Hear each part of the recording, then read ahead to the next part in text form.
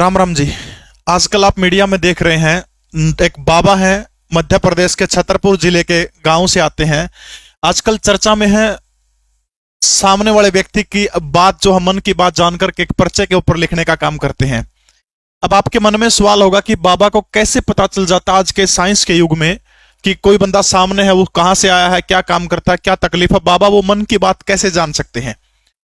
दरअसल ये सिद्धियां होती हैं, वो शक्तियां होती हैं जिनके कारण बाबा वो मन की बात जानते हैं। उन्हीं शक्तियों के बारे में, उन्हीं सिद्धियों के बारे में बात करूंगा। अब ये बाबा जो है चर्चा में क्यों आया। दरअसल महाराष्ट्र का एक नागपुर पड़ता है, आपको पता है, जहां पर राष्ट्रीय स्वयंसेवक संघ का मुख्यालय, वहां पर वो कथा वाचन के लिए गए थे, कथा भी करने का काम करते हैं। वहां पर एक संस्था है जिसका नाम है अंधश्रद्धा निर्मूलन समिति।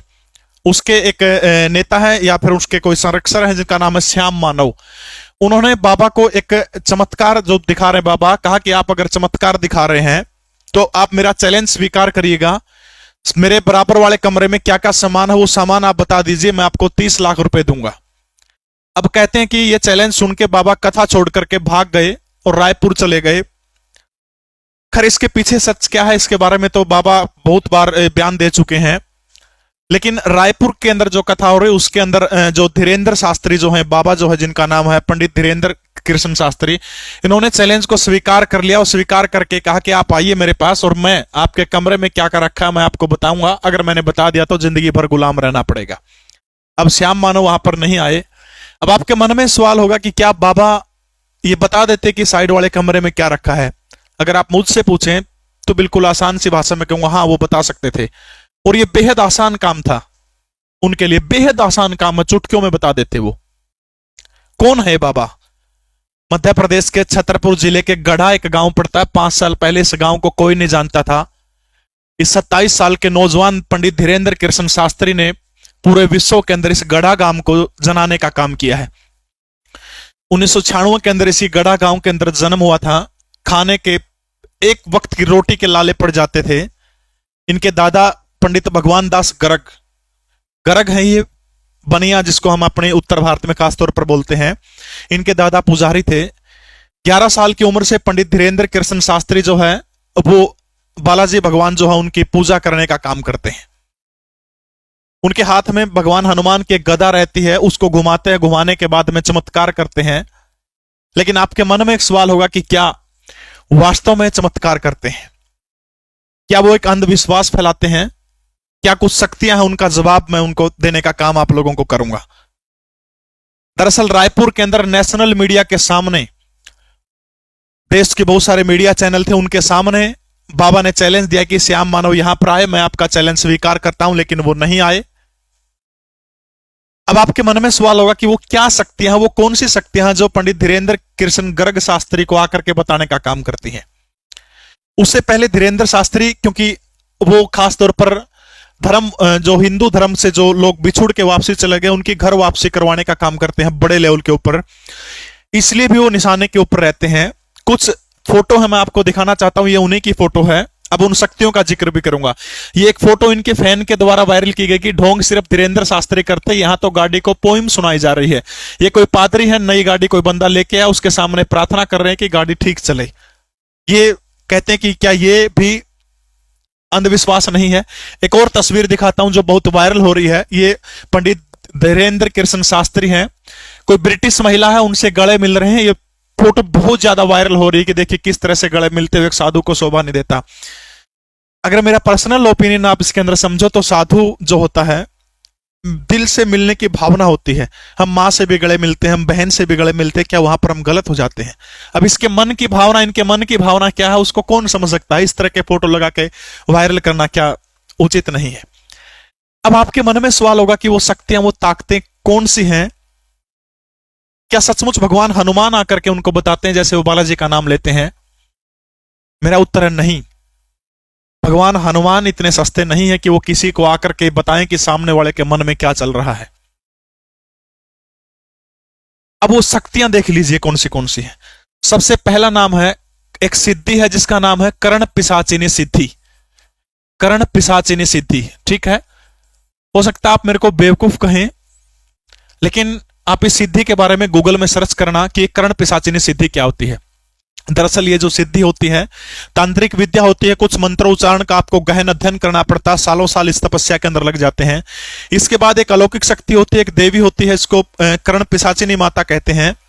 कहते वो कान में आकर के बैठ जाती है, जो इस तपस्या को करता है उसके कान में भयंकर दर्द होता है। अगर आपको ये पूरी विधि जाननी है तो आप YouTube पर सर्च करिएगा कर्ण पिशाचिनी विधि, या फिर गूगल में सर्च करिएगा, पूरी आपको पूरा पता चल जाएगा कैसे कैसे इसकी विद्या करनी होती है। वो मैं उस चक्कर में नहीं पड़ना चाहता, मैं आपको सिर्फ बताना चाहता हूं कि पंडित धीरेन्द्र कृष्ण शास्त्री कैसे जानने का काम करते हैं। अब ये मंत्रोच्चारण से कठिन तपस्या होती है, उस कठिन तपस्या के मंत्रों के आह्वान से वो देवी आकर के कान में सब बताने का काम करती है कि सामने वाला कौन है, किस गांव से आया है, क्या काम करता है।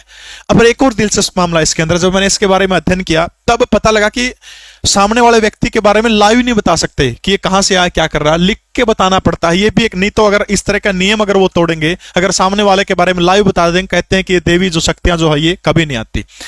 आपने नवरात्रों के अंदर विद्याओं का जिक्र सुना होगा, 10 महाविद्याएं हैं। 10 महाविद्याओं में से एक 9वीं महाविद्या है जिसका नाम है कर्ण मातंगी साधना।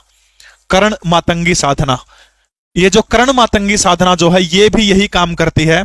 मां मातंगी जो है का काम क्या करती है, मां मातंगी जो साधक कर्ण मातंगी यंत्र होता है, किसका भी एक मंत्र उच्चारण के साथ में पूरी विधि आपको गूगल यूट्यूब पे मिल जाएगी कि कर्ण मातंगी साधना क्या होती है।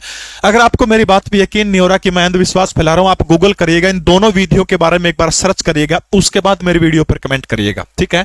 कर्ण मातंगी साधना के अंदर कान के अंदर आकर के कर्ण मां मातंगी बताने का काम करती है। सामने वाला व्यक्ति क्या करता है, इससे भूत भविष्य वर्तमान तीनों चीजों के बारे में पता चल जाता है। ये आप गूगल इनके बारे में कर सकते हैं।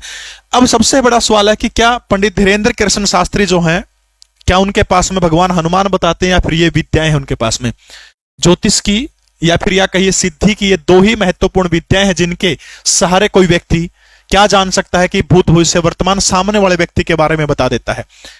दरअसल ये जो कर्ण पिशाचिनी साधना होती है बड़ी कठिन साधना होती है। शास्त्रों के अंदर इसके बारे में जब मैंने अध्ययन किया तो कहते हैं कि यह साधना करने वाला व्यक्ति नरक भोगता है, या फिर उसका जो जिंदगी का अंतिम पड़ाव होता है वो इतना भयंकर होता है, वो इतना दुसावर होता है कि हर किसी को नहीं करनी चाहिए। इसलिए हो सकता है बाबा धीरेन्द्र शास्त्री इन विद्याओं के बारे में न बता के सीधे भगवान हनुमान की पूजा प्रेरित करने के लिए कहते हैं। सिर्फ साधक को वो आवाज सुनाई देती है, सिर्फ साधक को। अब आपके मन में एक प्रश्न होगा कि धीरेन्द्र शास्त्री आतंकवादी घटनाओं के बारे में क्यों नहीं बताते, कोरोना जैसी विश्वव्यापी महामारी आई उसके बारे में धीरेन्द्र शास्त्री ने क्यों नहीं बताया। दरअसल ये जो विद्याएं होती है, चाहे मैं कर्ण पिशाचिनी की बात करूं, मां मातंगी साधना की बात करूं, ये कान में आकर के जो व्यक्ति सामने आता है, जो व्यक्ति का जिस व्यक्ति का चेहरा सामने होता है, आपने कई बार इनकी वीडियो आपने देखी होगी तो कई बार कहते हैं जरा जोर से ऊंचा बोलो। एक पंडोकर सरकार के बाबा हैं, मां तारा देवी दिव्य दरबार है, उड़ीसा में एक दिव्य दरबार, बहुत सारे दरबार आपको मिल जाएंगे, ठीक है। वो कहते हैं थोड़ा ऊंचे बोलो क्योंकि उनको कान में वो देवी की आवाज आती है। इसलिए जो व्यक्ति सामने आता है और सामने वाले व्यक्ति के मन में जो सवाल है सिर्फ वही बता सकते हैं, भविष्य वाली घटनाओं के बारे में नहीं बता सकते। क्या इसकी जिंदगी में पीछे क्या क्या हुआ, सिर्फ उतना ही बता सकते हैं। ये भविष्य के बारे में इनको जानकारी नहीं होती, सिर्फ अपने तुक्के से अनुभव के आधार पर ये लोग बताने का काम करते हैं। तो इन विद्याओं के दम पर पंडित धीरेन्द्र ब्रह्म शास्त्री जो हैं वो सनातन का प्रचार करने का काम कर रहे हैं। 1% भी अंधविश्वास नहीं है, पाखंड नहीं है। हाँ, पहले गूगल करिएगा इनके बारे में, हो सकता है आप नहीं मानेंगे क्योंकि ये सिद्धियां बड़ी कठिन सिद्धियां हैं, कोई भी व्यक्ति इनको प्राप्त कर सकता है। बरसते इनके नियम, आपको जो नियम है वो नियम आपको उनके फॉलो करने पड़ेंगे। पूरी विधि आप गूगल यूट्यूब में सर्च करेंगे, आपको उसकी पूरी की पूरी विधि मिल जाएगी। अगर आप भी करना चाहते हैं तो ये विधि कर सकते हैं। भूत भविष्य वर्तमान की जानकारी, भूत की जानकारी पूरी की पूरी आपको हो जाएगी। ये गारंटी बहुत सारे लोग लेते हैं, आपको YouTube पे बहुत सारे लेक्चर इनके बारे में मिल जाएंगे। तो ये थे आज की कहानी, पंडित धीरेन्द्र शास्त्री। आपको कहानी कैसी लगी कमेंट जरूर करिएगा। जय हिंद, भारत माता की जय।